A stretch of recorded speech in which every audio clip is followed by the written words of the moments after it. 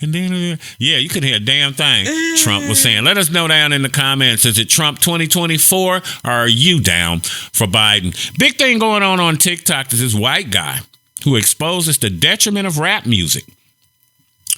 And after hearing Jay-Z's speech at the Grammys, he explains the detriment of rap music. While rap music has been a powerful medium for expression, social commentary, and cultural empowerment, that's what it used to be. There's also criticism and concerns associated with the genre. Check this out. See, I had a lot of comments when I said that shit about Jay-Z and hip-hop altogether, but it's true. You name one goddamn good thing that's come out of the hip-hop culture, I'll wait. Is it the enormous amount of people that have gone to prison trying to live that bullshit lifestyle y'all rap about? How many people have gone to prison? How many people have been murdered? How many people in the streets trying to live that fucking bullshit lifestyle y'all brag about and talk about like it's something special, like it's so cool to go to fucking prison? What has the hip-hop culture done for the culture in general? It ain't done nothing for it. Ain't done a goddamn thing. It's made a lot of people dead. How many rappers every year catch a bullet living that fucking lifestyle? Man, ain't nobody impressed with that shit. Matter of fact, most people be glad when the hip-hop gangster rap culture is gone. They will be happy.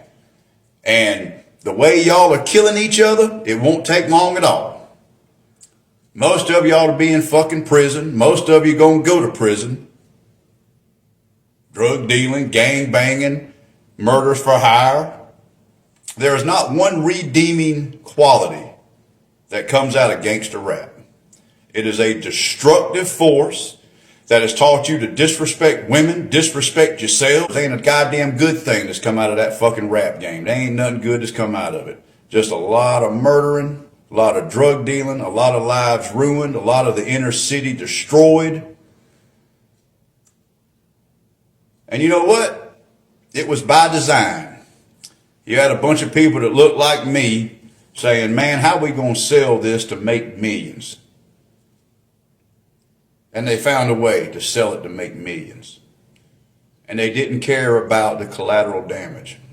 They don't care that it's been promoted and sold to you by a bunch of motherfuckers that probably wasn't so gangster. Tupac was cool. Tupac wasn't no gangster. He tried to live that gangster life. We see where that got him. So like people are saying, truer words were never spoken. Again, powerful truth. Thanks for sharing.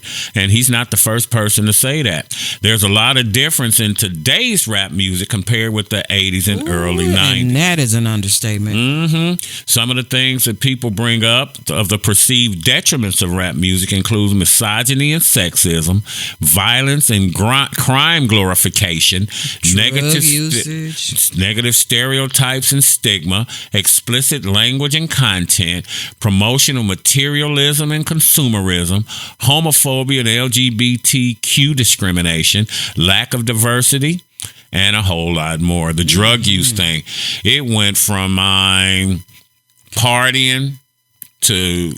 And message. It used to be powerful messages. Yeah, that's what I'm about to say. I have ESP today.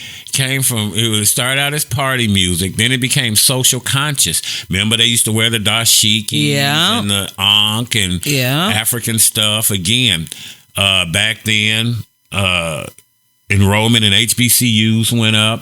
That's when A Different World came out. And the white folk had to shut that down, okay? It's important to note that rap music is a diverse and multifaceted genre, and not all rap songs perpetuate these detriments. Many artists use rap as a platform to address social issues, promote positive messages, and empower marginalized communities. Additionally, the impact of rap music on individuals and society is complex and influenced by various factors, including cultural content, personal interpretation, and societal norms. So yeah, black music was us talking to each other, and them folk had to shut that shit down. With no bees and hoes. They were thinking that a revolution would kick off through the rap music because it was a great way to bring black people together. Right. Okay, so that is what that is. Curtis Mayfield, he used to put out some great music along with a lot of other artists back in the day, even though he wasn't rap, but it was a message. Well, Berry Gordy didn't want to put out What's Going On by Marvin Gaye. That's what he said. That's a social and that song is still a hit. Yep. And Berry Gordy didn't want to put it out because he wasn't trying to be social like that about the black community. Like some people don't talk politics or religion. Yeah. So that was his so thing. he didn't want to put that out. But like you said, became one of the all-time greatest hits. Oh, I love it. It's big time on my playlist. Yeah. Let us know what you think. The detriment of rap music. Tell us what you think about it. It's today's horrible rap now, music. They junkies for the most today. part. They sip lean and take Percocets. Well, I mean, they brag about being and damn these junkies. Girls with their Suki Hana. And did you see the thing with Suki booty Hana? holes? Where the lady told her she was a musician, and Suki Hana was saying, "Well, no." Yeah, she says she's not a musician. She does music. She thought the lady meant magician. Yeah. Stupid. Yeah, saying she do music. And I also saw where that's why you're a musician. Sexy Red just recently had a baby. Well, at her baby shower a few weeks ago, she had on this dress that was splits on both sides all the way up to her hip. Yeah. And then, of course, it didn't look like she had on any underwear. And again, mind you, she's 9 months pregnant. She calls her boyfriend up in front of all her family and friends at this baby shower. She bent over.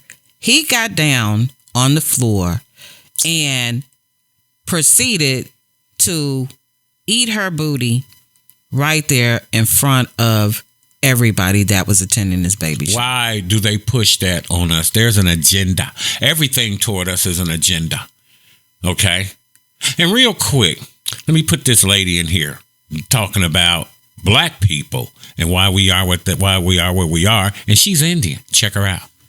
If you are a descendant of immigrants who have come to the United States since the 1960s, I want you to take a look at this picture and keep this in mind if you ever have the question, or if you hear others have the question about, well, my parents came to this country, my grandparents, my great-grandparents came to this country with nothing, not speaking English, not knowing anyone, and they were able to make a life for themselves. Why can't black Americans seem to do the same? So here's some homework for those of you who have that question, or if you hear others who have this question, take some time and look through Google to see what all of these things are. What is chattel slavery, specifically chattel slavery?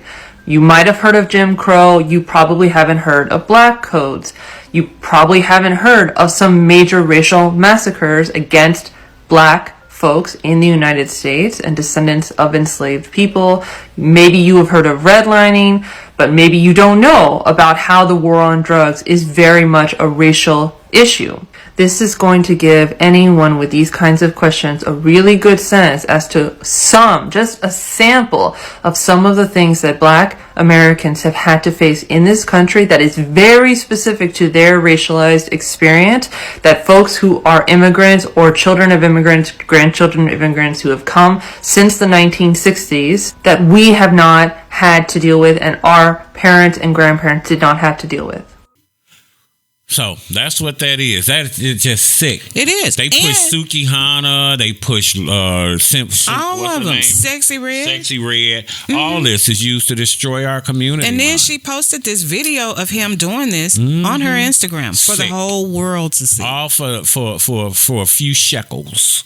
For a little bit of change. And now she's a mother. Well, I think she already had a kid. Yeah. But she's a new mother because she just, like I said, just had the baby. Congratulations, by the way, on the baby. I feel sorry for the damn child. Yeah. I hope it changes you. I hope. Well, really no, like I said, she's already a mother, so I couldn't tell. There's that. Let us know down in the comments. The racial aspect of U.S. healthcare. Why do you think America doesn't have universal health care? I'm not going to even delve into it. I'm going to just let you watch the video. Check it out.